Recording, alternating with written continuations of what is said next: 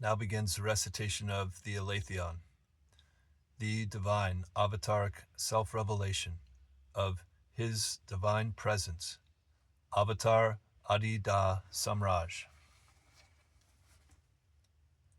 This is God as the Creator, God as good, and God as the real.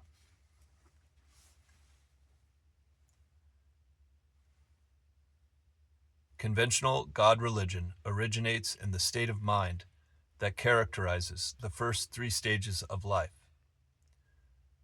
Thus, conventional God religion is ego-based, and it serves the functional desire of the egoic or phenomenal self to be protected, nourished, pleasurized, and ultimately preserved.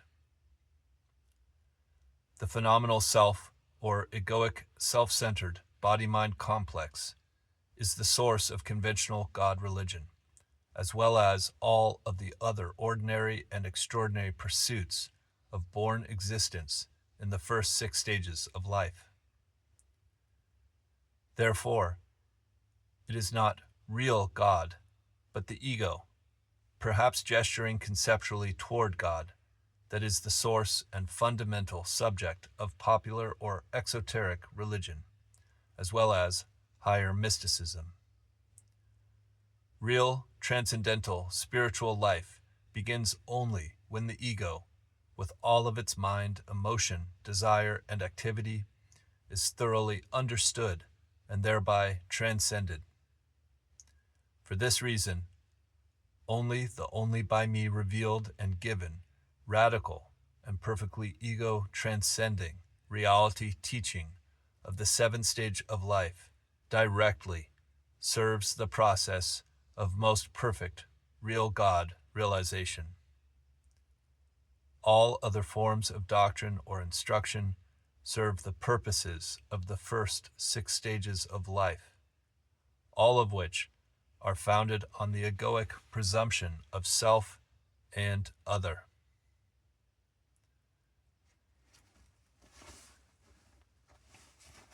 It is the culture of conventional religion that promotes conventional ideas about God. The principal conventional God idea is that God is the creator or intentional emanator of the worlds and all beings. Such seems an obvious idea to the bodily ego, trapped in the mechanics of the perceptual mind and the material or elemental vision. The ego is identified with embodiment, and the idea of the Creator God is developed to account for this fact and to provide a conceptual basis in the form of the idea of the ego as God-made creature, for the appeal to God to help the ego in this world and in the yet unknown after-death state. The difficulty with the Creator God conception is that it identifies God with ultimate causation and thus makes God inherently responsible for the subsequent causation of all effects. And if God is responsible for all effects, then God is clearly a very powerful but also terrible deity, since conditionally manifested existence tends to work both for and against all creatures. Therefore, in conventional religious thinking, the Creator God idea is commonly coupled with the idea of God as good, and thus both opposite and opposed to evil. If the Creator God is conceived to be good, or always working to positively create, protect, nourish, rightly and pleasurably fulfill, and ultimately preserve all of conditional nature and all creatures, insofar as they are rightly aligned to God, then the ego is free of the emotional double bind and the anger and despair that would seem to be justified if God is simply the responsible creator of everything, good, bad, or in between. Therefore, conventional religious theology is founded on both the idea of God as creator and the idea of God as good or goodwill. However, if God is the all-powerful creator, except for whose activities not anything has been made, then how did so much obviously negative or evil motion and effect come into existence? The usual answer is generally organized around one or another mythological story in which powerful creatures, or one powerful creature, such as Satan, regarded to personify evil, entered on the basis of free will into a pattern of sin, or disobedience and conflict in relation to God, which resulted in separation from God and a descent or fall into gross material bondage, and so forth. Such mythologies are structured in terms of a hierarchical view of conditional nature, with various planes descending from the heaven of God. Religion, thus, becomes a method of attempting to return to God. Exoteric religion, or the God religion of the first three stages of life, is generally based on an appeal to belief, social morality, and magically effective prayer or worship. The return to God is basically conceived in terms of this world, and therefore, exoteric or terrestrial religion is actually a process in which God returns to the ego and to this world, rather than vice versa. And it is believed that God will eventually reclaim humankind and the total world from the forces of evil. Nevertheless, exoteric religion is an outer cult, intended for grosser egos and for mass consumption, or the culture of the first three stages of life. The most advanced form of conventional God religion is the esoteric or inner cult, which is a mystical society, open only to those chosen for initiation, and thus growth or development into the fourth and fifth stages of life. Esoteric God religion is a process of cosmic mysticism, or the method of return to God, by ascending as mind or disembodied soul, back through the route of the original fall into matter and evil, until the heaven or eternal abode of God is reached again. This esoteric mystical process goes beyond the conventions of exoteric religion to develop the psychophysical mechanics of mystical flight and return to God via the hierarchical structures of the nervous system, ascending from the plane of evil or Satan or the flesh at the bodily base of the nervous system to the plane of God or the plane of good or the heavenly abode at or above the brain via the magic carpet of the life force in the nervous system. Thus, the idea of the Creator God leads to the idea that God is good or goodwill, which leads to the idea that creatures have free will, which then accounts for the appearance of sin, suffering, evil, and loss of God consciousness.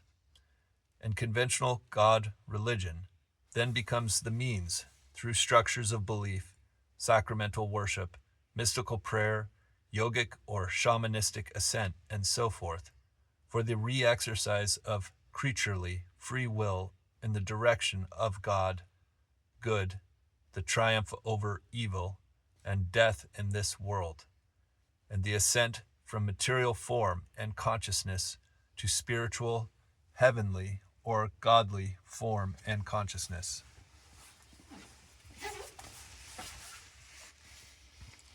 All the popular religious traditions of humankind and all the mystical spiritual traditions of humankind tend to be associated with this chain of conceptions, or the characteristic ideas of the first 5 stages of life. It is only in the 6th stage traditions that these ideas begin to give way to different conceptions.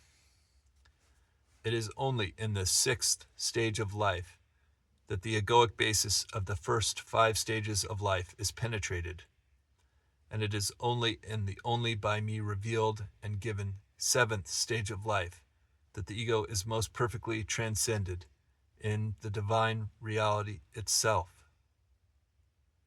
The theological and general religious conceptions I have just described have always been subject to criticism, or at least simple non-belief on the part of those who are not persuaded by religious and theological arguments. Atheism, or the conception that no creator God or any other creator, greater reality exists, has always opposed theism or God religion. Nevertheless, atheistic ideas are the product of the same fundamental egoic consciousness that otherwise produces theistic or conventional religious ideas. Atheism is the product of the ego, or the phenomenal self, grounded in elemental perception, and so also is theism. Atheism, like exoteric God religion, extends itself only into the domain of the first 3 stages of life, whereas esoteric God religion provides a means for entering, mystically and spiritually, into the developmental process of the 4th stage of life and the 5th stage of life. Atheism regularly proposes a logic of life that has its own dogmatic features. It does not propose a God idea, but instead founds itself on and in the perceptual and phenomenal mind alone. Atheism concedes only a universal and ultimately indifferent or merely lawful cosmic nature, not a God, and so there is no need to create a religious creation myth to account for suffering.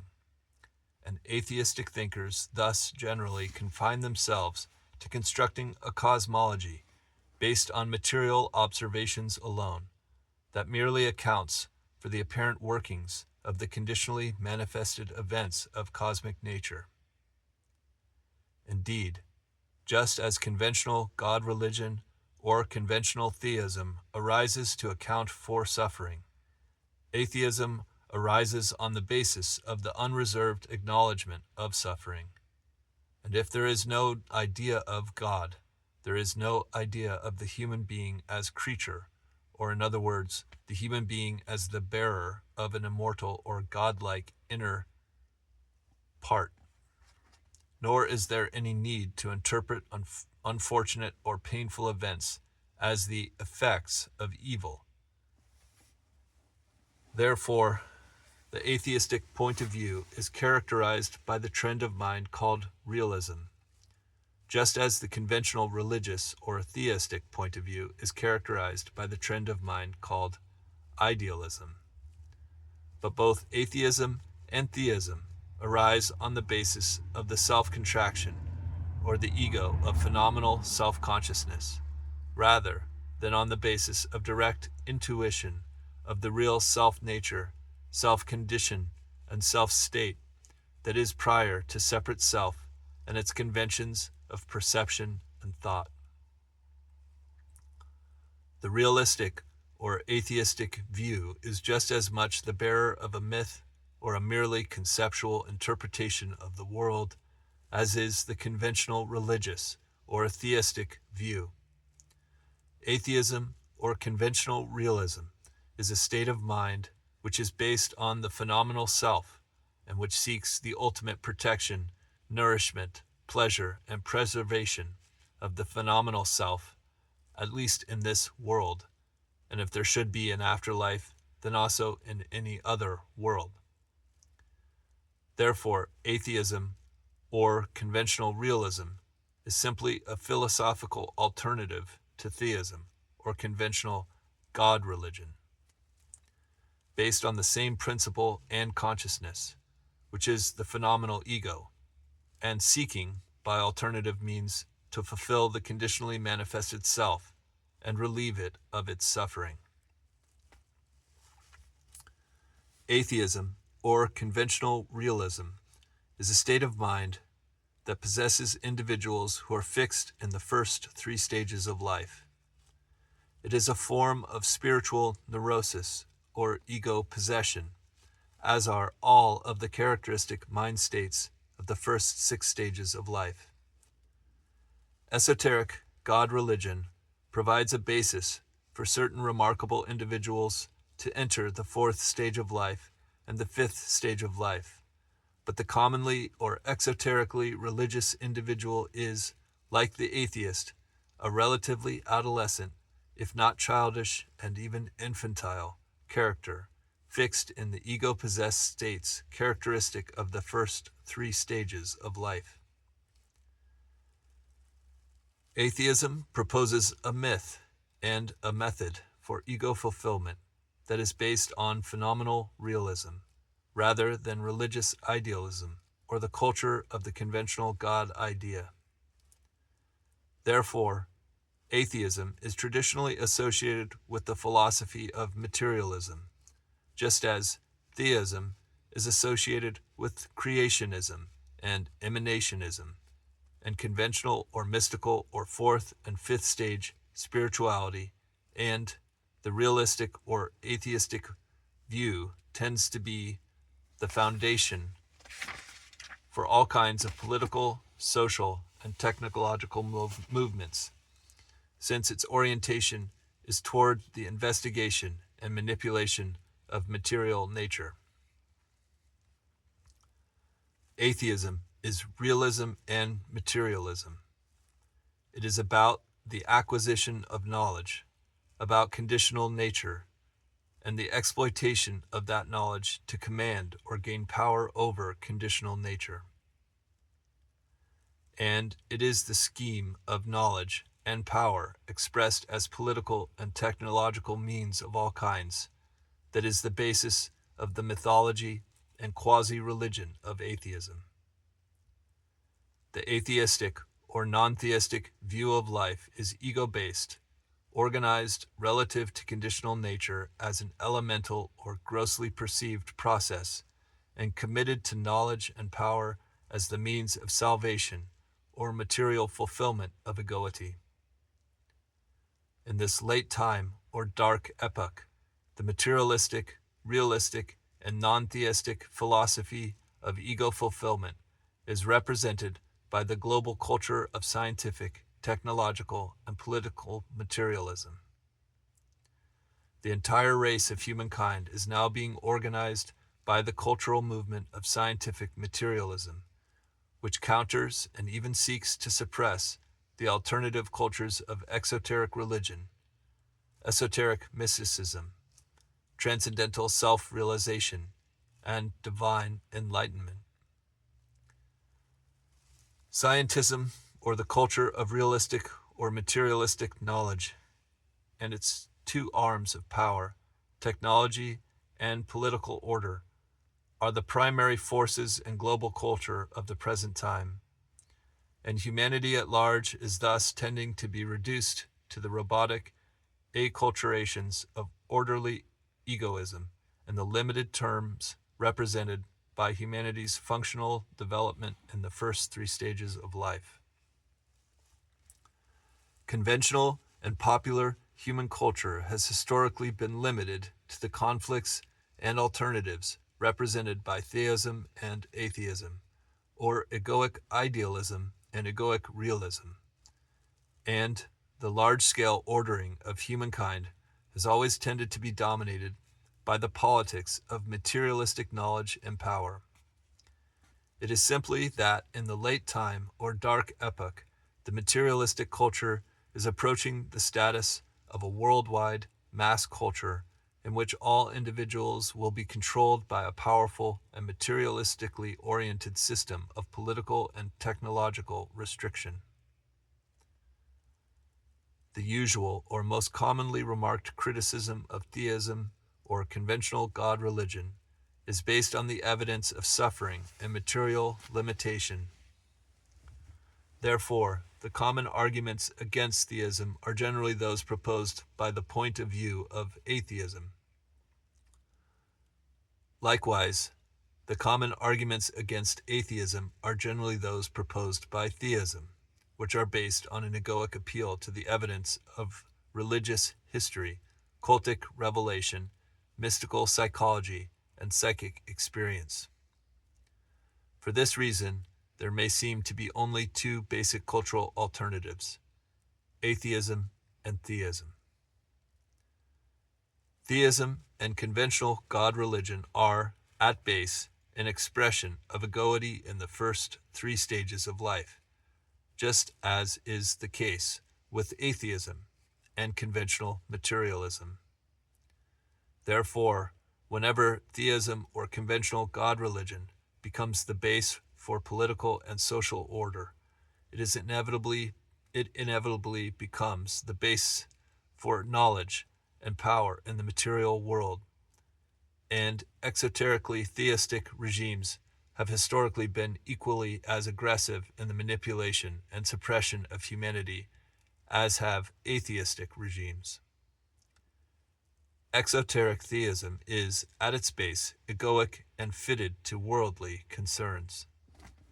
Therefore, when it achieves worldly power, it simply adopts the same general materialistic means that are adopted by atheism.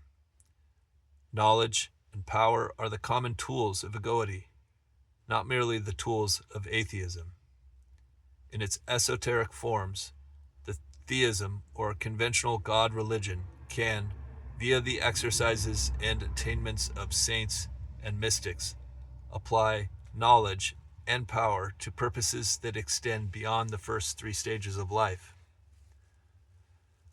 However, in the terms of the first three stages of life, or the common and practical social order, theism, or conventional God religion, is inclined to make the same demands for social consciousness, and to apply fundamentally the same kind of political and authoritarian techniques for achieving obedience and order as atheism and scientism.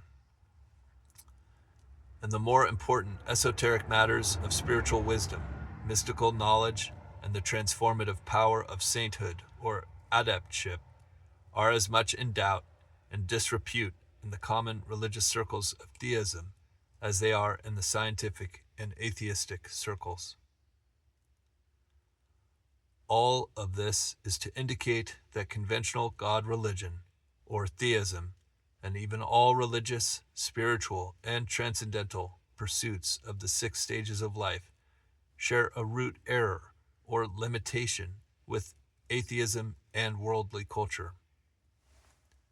That error or limitation is the ego itself, or the presumption and the seeking that are most basic to the conception of an independent phenomenal self in a less than hospitable phenomenal world.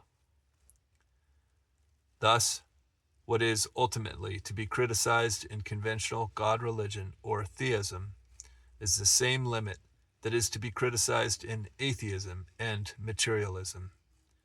It is the ego, the phenomenal self-base, from which people tend to derive their conceptions of God, cosmic nature, life, and destiny.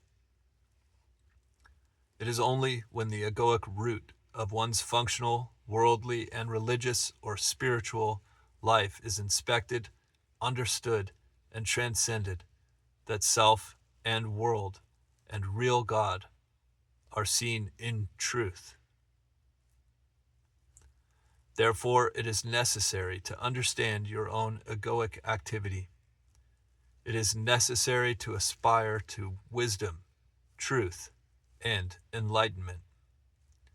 All occupations derived from the ego base are necessarily limited to egoity, and all conceptions that feed such egoic occupations are necessarily bereft of right view of self, world, and real God, which is the acausal divine reality, and truth. When the mechanics of egoity are transcended in self-understanding, then it becomes obvious that life, or conditionally manifested phenomenal existence, is simply a play of opposites. Neither good or creation and preservation, nor evil or destruction finally wins. Conditional nature, in all its planes, is inherently a dynamic. The play of conditional nature and all of its forms and beings and processes is not merely or exclusively and finally seeking the apparent good of self-preservation or the preservation and fulfillment of any particular form, world, or being, nor is it merely or exclusively and finally seeking the apparent evil of self-destruction or the dissolution of any particular form, world, or being. Rather, the play in conditional nature is always in the direction of perpetuating the dynamics of the play itself, and therefore polarity, opposition, struggle, alternation, death, and cyclic repetition tend to be perpetuated as the characteristics of phenomenal existence. Therefore, the play of conditional nature is always alternating between the appearances of dominance by one or the other of its two basic extremes, and the sign of this is in the inherent struggle that involves every conditionally apparent form, being, and process. The struggle is this dynamic play of opposites, but the import of it is not the absolute triumph of either half. Things and beings and processes arise, they move, they are transformed, and they disappear. No conditionally apparent thing or being or process is ultimately preserved, nor by contrast is there any absolute destruction. Cosmic nature is a transformer, not merely a creator or a destroyer. To the ego or present temporary form of being, self-preservation may seem to be the inevitable motive of being. Therefore, a struggle develops to destroy or escape the dynamic of conditional nature by dominating evil or death with good or immortality. This ideal gets expressed in the generally exoteric and occidental or more materialistic efforts to conquer conditional nature via worldly knowledge and power. However, it also gets expressed in the generally esoteric and oriental or more mystical efforts to escape the plane of conditional nature by ascent from materiality or the evil of the flesh to heaven, the good God above the realm of conditional nature. When the ego or self-contraction is understood and transcended, then conditional nature is seen in the light of reality itself, and, in that case, the egoic struggle in conditional nature or against conditional nature is also understood and transcended. Then, life ceases to be founded on the need to defeat the dynamic of conditional nature via conventional knowledge, power, immortality, or mystical escape. The world is no longer conceived as a drama of warfare between good and evil. The righteousness of the search for the good as a means of self-preservation disappears along with the self-indulgent and self-destructive negativity of possession by evil. In place of this dilemma of opposites, an ego-transcending and world-transcending or cosmic nature-transcending equanimity appears. In that equanimity, there is an inherent self-radiance that transcends the egoic dualities of good and evil, or the conventional polarities of the separate self and conditional nature. That self-radiance is the free radiance of egoless love. In that free radiance, energy and attention are inherently free of the ego bond or the self-contraction or the gravitational effect of phenomenal self-awareness. Therefore, dynamic equanimity, or the free disposition of egoless love, rather than the egoic disposition of the modes of good or evil, is the window through which real acausal God may be seen or intuited, not in the conventional mode of creator, the good, the other, or the heavenly place, but as the real, or reality itself, the self-evidently divine self-nature, self-condition, and self-state of all and all. The ultimate moment in the play of conditional nature is not the moment of egoic success or the temporary achievement of the apparently positive or good effect. The ultimate moment is beyond contradiction or the dynamics of polarized opposites.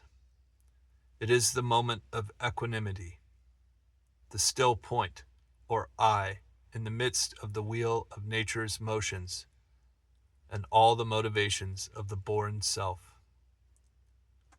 The truth and the real self-nature, self-condition, and self-state of self and cosmic nature is revealed only in that equanimity, beyond all stress and bondage of energy and attention.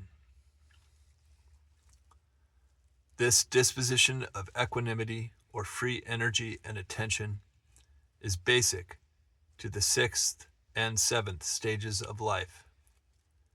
In the 6th stage of life, the disposition of equanimity provides the functional base for the ultimate and final investigation of the ego and the dynamics of conditional nature. However, it is only in the only by me revealed and given 7th stage of life that fundamental and intrinsically egoless equanimity is inherent and constant, expressing prior and permanent divine self-realization. It is in the only by me revealed and given 7th stage of life that real acausal God, truth itself, or reality itself, is intrinsically obvious, prior to every trace of egoity, dilemma, and seeking. Therefore, it is in the only by me revealed and given 7th stage of life that real acausal God is truly proclaimed, not in the conventional mode of creator or of good, but as the real, or reality itself. Real acausal God is the transcendental, inherently spiritual, and self-evidently divine truth, reality, identity, self-nature, self-condition, and self-state of egoic self and conditional nature. And the only by me revealed and given 7th stage of life, that is tacitly obvious, and there is not anything that must be escaped or embraced for the love-bliss fullness of most perfect real God realization to be actualized. It is inherently so. Therefore, the only by me revealed and given reality way of Adidam, or Adidam Ruchiradam, is not any egoic means for attaining real God realization. Rather, the only by me revealed and given reality way of Adidam is real God realization itself, through ego transcending, locating, and knowing of my divine avataric transcendental spiritual grace beyond all the methods of the first 6 stages of life. Real acausal God, or the transcendental, inherently spiritual, intrinsically egoless, and self-evidently divine reality, prior to conditional self, conditional world, and the ego-bound conventions of religion and non-religion, is the one and only truth of reality itself, and the one and only way of right life and perfect realization.